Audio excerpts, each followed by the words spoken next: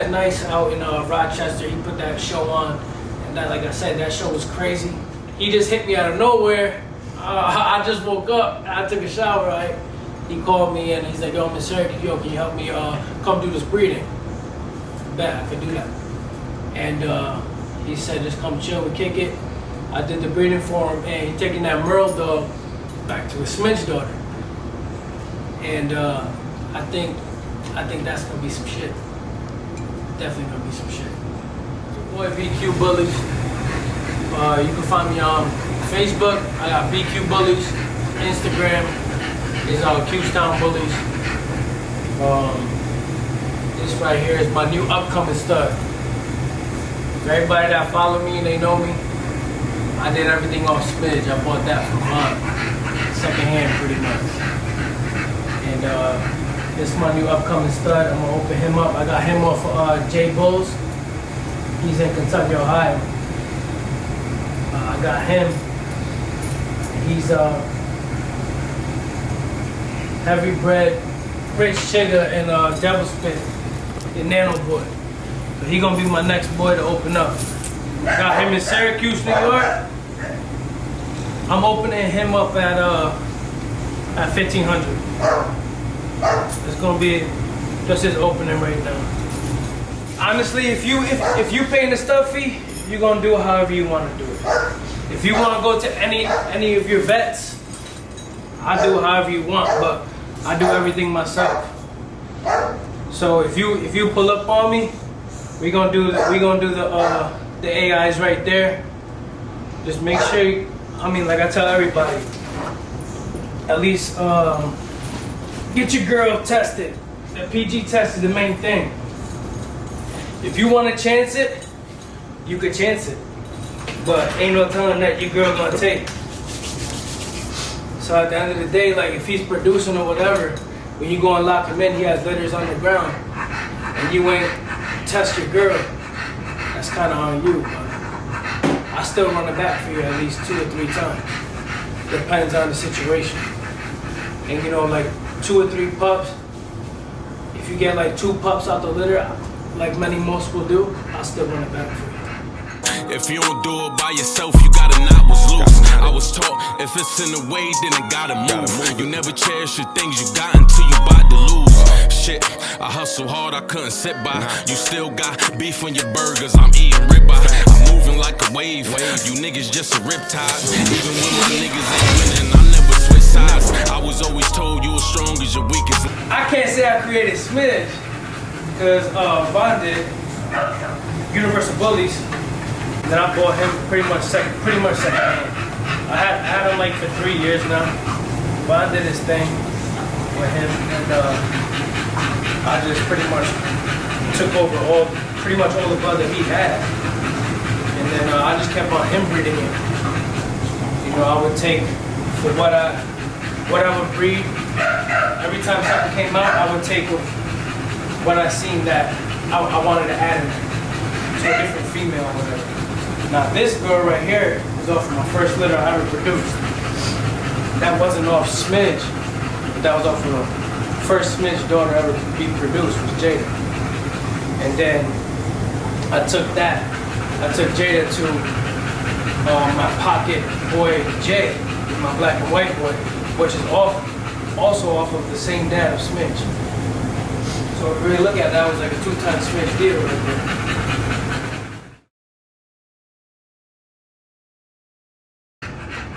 I always tell everybody that shit is all marketing.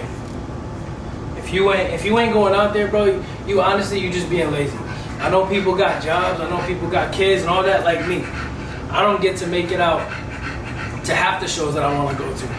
But at the end of the day, if you're not doing even 1 or 2 a year, you just straight lazy. Because you could at least take off and go to any show. That's like I just put up a post not too long ago, like I just mentioned to you. It was on Facebook, Instagram. If you go put a post up, those 2, 3 people are gonna turn into 50 people. Those 50 people see that, it's gonna turn into 500 people. Everything is word of mouth. Everything is marketing. Posting every day, even if it's something small. You know, That's what you gotta do. You gotta be active. If you're not being active, the media and all that, even just people like you're gonna be forgot. So when you be forgot, like how do you expect to pull a stud out and be like, yo, this is what I got? It could be a stud, a diamond in the rough that nobody even know, and they're not even gonna use it. As simple as that.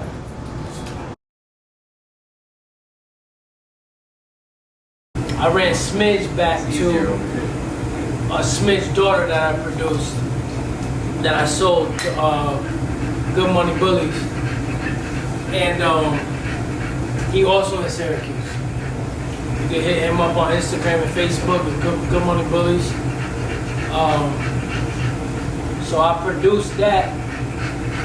He came through off my first list, got a female off that, and then he hit me up, and then we bred Smidge back to one of his daughters, and then that's when that was probably a good, I would say a good almost 2 years in. That was a good inbred. That was a real good breeding. That was a good stud that came off that. And I would say honestly, and I'm not saying it just because I'm here or whatever, but that's probably his best son that I've seen. Smidge's best son is Fuego.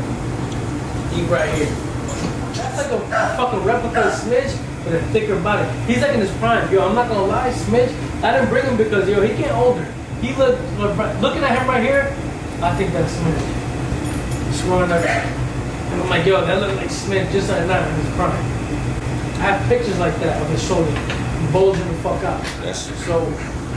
So one of the females that Nyce Kennels got is Sarah. That's off of Smidge also. He got off Good Money Bullyz. That's also the litter mate off Cupcake, that which I have directly at my house, Smidge. And you know, when he had that show out in Rochester, that was popping. That was popping. I feel like Smidge blood was heavy out there, especially when Mr. Fuego came out. I seen him. I haven't seen him in a while since he was a baby, and I saw him and I was like, yo, is that? And I called my boy Dan's name out, and I was like, oh, I haven't seen that boy in a minute, and that's when I saw him. But you gonna see him in a minute. But that motherfucker, I think, is the best Smidge son. I thought I had a good Smidge son, which he was nice, but it's not how Smidge clicked back to Jay's blood. And I found that out, like I said, when I take Jay's blood, which they got half of the same blood, but taking it to his, to Jay, his mom's side is more like a bulldog side, that exotic side. And clicking Jay back to Smidge, that has made crazy pups. And that boy, like I said, he's the best. Like I'm gonna throw him back into my program. But what I'm gonna do is wash all my dogs that I inbred to Smidge. I chopped it down. Even Cupcake, like Sarah, that Nyce owns. Everything was in my. That was the beginning of the stages. That how I started. It was still small, but that just chopped it down more and more and more. And me working with the blood now almost for about 4 years. That I bought Smidge because I had Smidge about 3 years and some change probably, but just about. I mean, I inbreded that, took what I needed, everything was clean, healthy, it was correct. Now I'm gonna take all my females to him, and I did a couple of outside breedings. Hopefully they hit, maybe some Merles, but everything holds you back, you know what I mean? Like I haven't had pups in a good 8 months. So if that didn't happen, it's because it wasn't meant to happen. Or it wasn't meant to happen with that person or this way. But whatever hits now, it hits, And God willing, I hope I have at least one.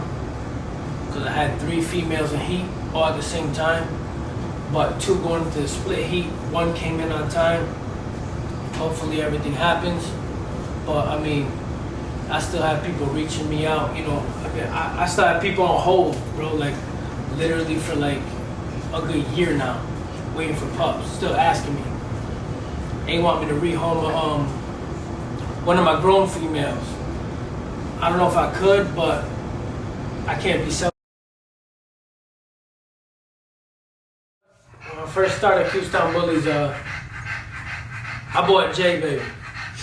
He was my black and white pocket. I bought him as a pet, honestly. I always loved dogs and shit, but I started looking, honestly, like, why is this dog so much money? You know, I looked at him and I was like, why are they asking, you know? And at the time, he was asking for $1,500. I bought him even for less. So when I looked at it, I was like, $1,500 for a dog? I'm like, it's crazy. But I started looking into it, understood the science to it, and why is this? Who is he off of? I saw the pictures, I saw the parents. I started looking at more like, what are these people doing, starting with the movement? Because I was like, American Bully, what is that? Because all I wanted was a dog that was a pit bull, that looked a little smaller, stocky, muscle, and looked good. When I saw the dad, that was Jay's father, which is Tank, off of Vaughn. He's Universal Frenchies now, out in PA. I looked at him and I was like, damn, that's the type of dog I want. So I looked at that and I started looking more deeply into the you know, the science of the shit. And I was like, $1,500. I'm like, yo, if I do the shit right, $1,500 ain't shit, because I could even start them out for people, because I knew this shit was growing. And I know a few breeders in my town at the time, but it wasn't popping like that. The breeding wasn't popping like that. So I can say I got into it at the decent time that people, I could even remember that people, you know, take pictures of people saying that, yo, I'm having full-on photo shots with my dog and laughing at me and shit. But now I'm to the point that, like, yo, in the media game, like, I'm decently well known. People in my town, like, think that, you know, bigger of me. Like, I think you're the top breeder, and I have people told me that, or a lot of people tell me that and this and that. Which I'm like, I don't really look at myself like that, because I haven't finessed, in my eyes, what I really want in my mind. He's very close. But, I mean, I would like to incorporate, you know, a lot of smidge blood into that, but with his color. With this little boy's fronts and all that, and that size, like that dude's, he's nano, he's tiny as fuck. But, yeah, that's where that shit started, you know. Started more as a pet with J Baby, and that's why, like, a lot of the dogs that I started with, I can't. Everybody's like, yo, you gotta break away from that. You gotta put your heart to the side, and, you know, you have too many dogs. Bro, I have 9 dogs at my house. So at the end of the day, yes, a lot of work on top of a job, on top of my daughter, all that. But I can't let go of my dogs where I started. Not gonna do it, because they did a lot for me. Honestly, like, I mean, it's gonna be different from pretty much everybody else, but it's really like, what are you looking for? Like, what is your female lack? What are you looking to put back in? What are you willing to add? Like, if my girl doesn't have like a thick rear, and I bred my dog, and that's probably where I would say that it would start. Like, when you go and breed your female, you gotta look for the right stud. And when you're looking for your right stud, you gotta look for, what does that male have that your female doesn't? Or what is gonna put you on the road to push forward. You're not just gonna breed to any dogs. And that's what I see a lot, and I'm gonna say it. I see a lot of dogs just being bred just to being bred. Or they drop, you know, any amount of money on whatever dog, just to be in this dog game. And I'm not gonna say like I've seen many people say like, you know, all these dogs or all these people buying dogs and they're producing shit, and that's what's making it hard for the people that are producing good.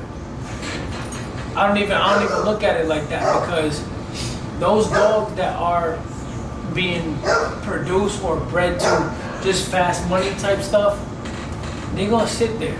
And it's sad to say, but you gotta lower your price. And you can't be like, you know, a lot of people say, you know, kennel blindness. You know, and it is true. But, I mean, like, every dog's gonna have his flaws. He has some that, you know, he's not perfect in, but he damn near perfect. But everybody got its taste. You know, everybody got a taste in different dogs. People now might like his bows and shit. You know, people not might like, you know, a lot of his stuff, but I tell you, he is very clean for a clean exotic, and he's still got them clean fronts. He's very well bred. And again, I didn't produce him, but I bought him. But when I saw him, I wasn't looking for a dog. I wanted to put him in. But when I look for, you know, a dog that I want to keep, it's pretty much like, what is my female or what I've been producing don't have that I want to put in. And that's why when I saw him, he reminded me of a female that I had that was poorly bred, but I bought. And I saw him, I wasn't even looking, and I saw him, I talked to the dude, and I left in 2 days. I went, boom, went out to Ohio again and seen, I had to go get him. And I know what he has, his size and all, what I can put to my females, because I see what my females lack. And what my vision was and where I wanted to go, you know, for me and for the people, you know. And but however they come out, I will look at the whole litter and I would see like, yo, this is what I want, this is what I want to keep, this is a nice dog. I can sell this one. It's gonna be a nice dog, because if the dog if you can't see everything that's like, you know, sometimes you're gonna have like dogs that, you know, come out like, that's like a pet home type shit. So you're gonna, you know, it's cool. You're gonna sell it for a certain price. I don't want it to be bred. Some people will, you know, give the, cause I've done it sometimes. I'm like, yo, it's decent, but if you correct it, if you want to really get into it or you want it as a pet, I'm gonna give you the papers anyway. If you breed it, cool. But some dogs, like, I don't care how anybody says, you can do the cleanest breedings. You can keep cleaning it up. Sometimes you're gonna get that dog that doesn't look good at all, and he or she is nothing but pet material. But people that keep pushing these dogs to be like, yeah, breed the dog, that dog is fire. It's not. So just give that dog as a pet. Like, I've never ran into it yet, and I'm not saying because, yo, I'm the best at I produce crazy, everything perfect. It's not that, but I just haven't ran into it yet. But I just, when the puppies come out, I more or less look at what I want to add, and you can't really see off rip. Sometimes you can, you know. You see the dogs like 3 weeks, you already know this is the one. But I would say about 6, 8 weeks, and they can even, you know, do a whole 360, and it's like, damn, it's still nice, but it's not the one that I really wanted to do. So it's like, now it's another setback. So now it's like, it's cool. I already sold all the other dogs, but now I know what to breed to it to add more. But you just gotta look at what pretty much your female lacks, or where you want to go in your vision to add to from that male, and you gotta choose the right male to do that.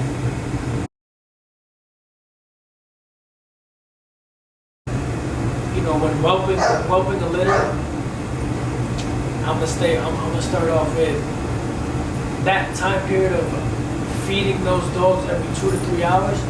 You gotta be on point, because you're gonna run through a lot of problems. And a lot of problems that new breeders, you know, just people, you know, everybody's getting into it or whatever. This is like the wave. It's like the movement right now. and it still is. When people are getting into that, they're running into so many walls that they don't even know what's going on. They don't even know what to do, and they're losing puppies on litters. And they're wondering, why did this happen? Well, it could be it's a million things. And I ran through. See what I don't even like telling people, like doing this shit right now, is because like, and I made posts before, like I'm putting a whole bunch of people on game that it's like I went through everything myself. Maybe help of a few people, and that's very little help. I could probably say 2 people, but everything was my time, my knowledge, and that I put in. You know what I mean? People I got hitting me up all the time. That people that buy dogs off me never even said nothing, like a message or nothing. You know, like a post. And I'm not saying like, yeah, like my post. If you don't like my post, I'm not gonna fuck with you. It's not that. But everything it is in the dog game or anything that you're gonna grow, it's all support in everybody, and it is media. If you're not supporting nobody or growing somebody, you know, like me coming here now, I did an AI. I'm helping my boys out. Be blessed to, you know, have another litter climb up. But he said, yo, I want to do an episode with you. That's all marketing, bro. Like, he's gonna help me, you know, be seen, and people gonna see me, and they gonna have another word of mouth. You know, so it's always a, you know, hand wash another hand. But when somebody like has that animosity, it's a lot of secret animosity in this dog game, bro. Not even in this town, it's everywhere. You know, like somebody don't want to see a motherfucker like, you know, grow. And it might be not your time, but at the end of the day, your time gonna come.